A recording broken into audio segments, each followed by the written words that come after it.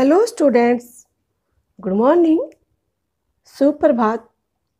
कैसे हैं आप सब? आशा है आप ठीक होंगे। आज हम पढ़ेंगे गुरु भक्त अरुणी। आप अपनी हिंदी की किताब निकालें और उसका पाठ 2। हिंदी की वीडियो को सबसे पहले पाने के लिए आप इस चैनल को सब्सक्राइब करें, बेल आइकन को प्रेस करें, लाइक करें और अपने दोस्तों के साथ शेयर करें।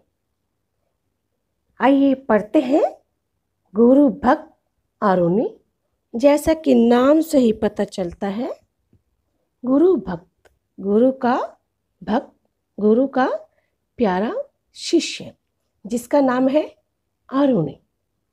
वैदिक काल में क्या होता था कि गुरु का स्थान सबसे ऊपर होता था और शिष्य उनकी आज्ञा का पालन बड़े सम्मान के साथ करते थे। गुरु जी भी अपने शिष्यों को पुत्र की तरह प्यार करते थे। इस पाठ में एक ऐसे ही गुरु भक्त की कथा है जिसने अपने गुरु की आज्ञा का पालन करने के लिए अपने प्राणों तक की परवाह नहीं की। एक जंगल में धौम्य ऋषि रहते थे। उन ऋषि जी की कुटिया के आसपास बहुत सूखा था। एक दिन उन्होंने अपने शिष्यों के साथ मिलकर यज्ञ किया और वहां पर बारिश शुरू हो गई।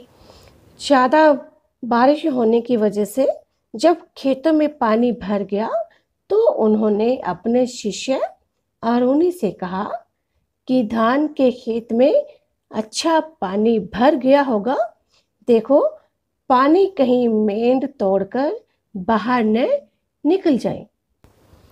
गुरु की आज्ञा पाकर जब शिष्य अरुणी खेत पर गया तो चारों तरफ उसने पानी ही पानी देखा और उसने देखा कि एक जगह से मेंढ टूटी हुई है और पानी तेजी से बाहर निकल रहा है। फिर उसने सोचा कि यदि इसे नहीं रोका गया तो मेंढ और टूट जाएगी और खेत का पानी बाहर निकल जाएगा। मेंढ का अर्थ होता है खेत के चारों तरफ मिट्टी की छोटी सी दीवार जिससे पानी बाहर नहीं जाता। लेकिन आज तो वो मेंढ भी टूट चुकी थी। जैसे ही अरुणी वहां पर मिट्टी रखता, पानी के बहाव में मिट्टी बह जाती और जब पानी नहीं रुका तो अरुणी वहीं लेट गया और लेटते ही उसके शरीर के दबाव से मेंढ का छिद्र बंद हो गया। जहां से पानी निकल रहा था, पानी निकलना रुक गया और अरुणी वहीं लेटा रहा।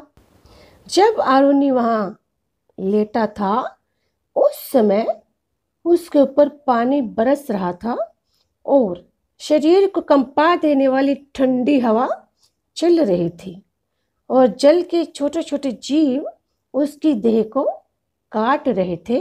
लेकिन अरुणी को उनकी परवाह नहीं थी। क्यों? क्योंकि वो गुरु की आज्ञा का पालन करना चाहते थे और गुरु की आज्ञा का पालन करते करते यदि उनके प्राण भी चले जाएं तो उसे कोई चिंता नहीं थी।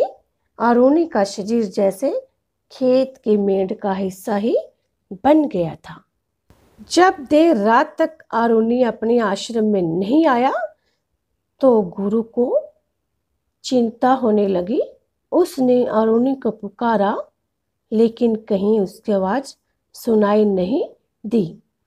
प्रातः होते ही गुरु जी अपने शिष्यों के साथ खेत पर पहुंचे और पुकारने लगे, बेटा अरुणी, तुम कहाँ हो?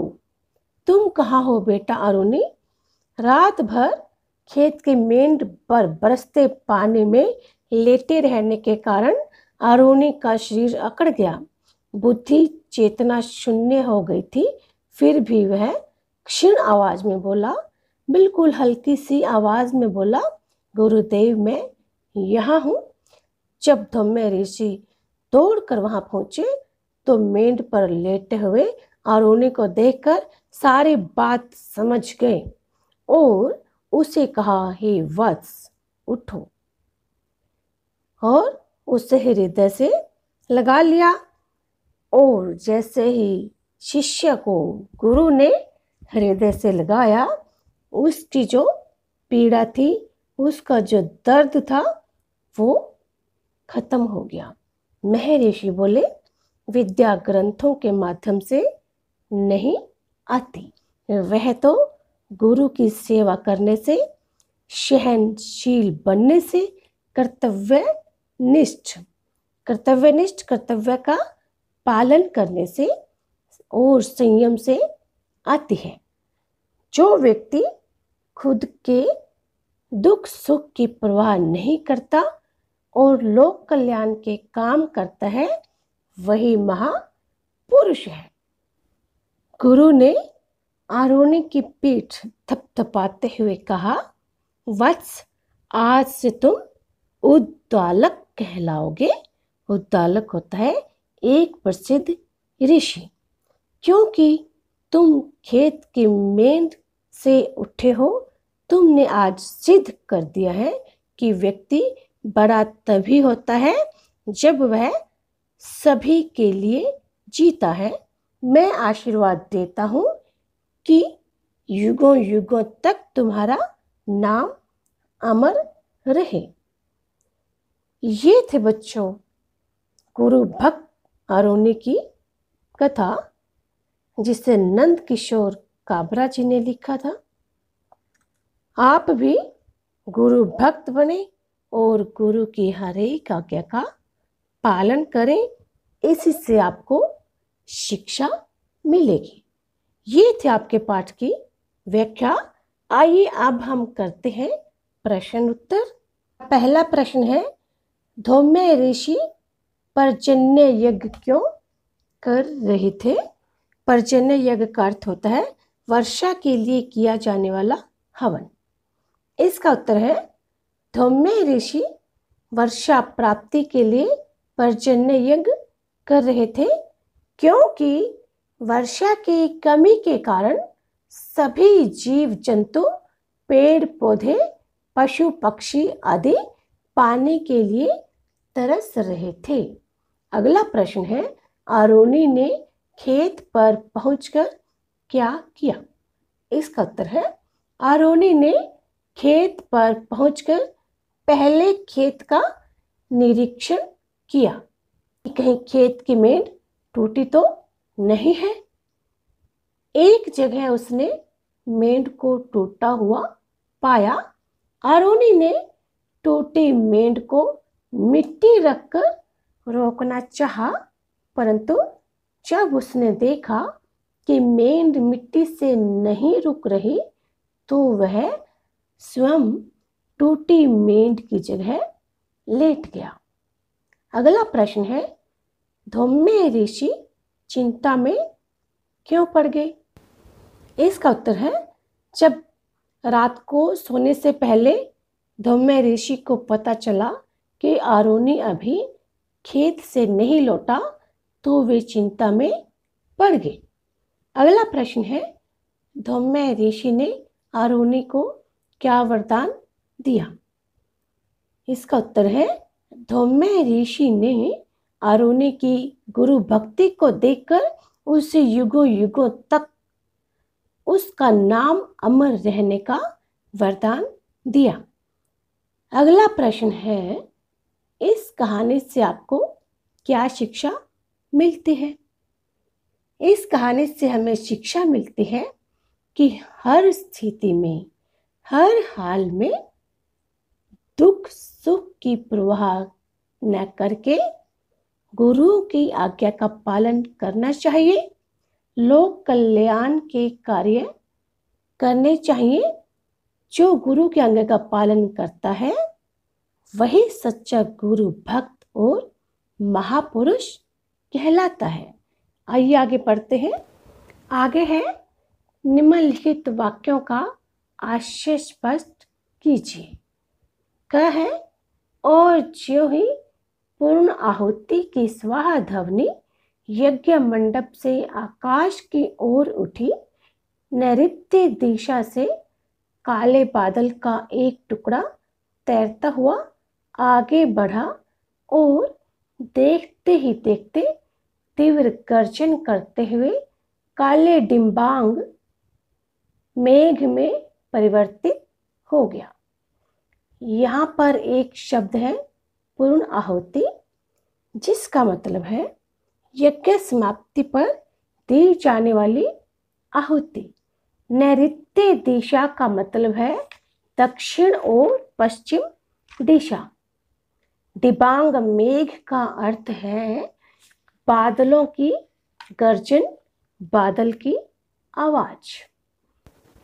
इन पंक्तियों में लेखक कहता है कि जब धौम्य ऋषि वर्षा प्राप्ति के लिए पर्जन्य यज्ञ करते करते पूर्ण आहुति पर पहुंचे, तो जैसे ही पूर्ण आहुति की स्वाहा ध्वनि यज्ञ मंडप से आकाश की ओर उठी, तो दक्षिण पश्चिम दिशा से काले बादल का टुकड़ा आता हुआ प्रतीत हुआ और देखते ही देखते तेज गर्जन करते हुए काले घने बादल में बदल गए।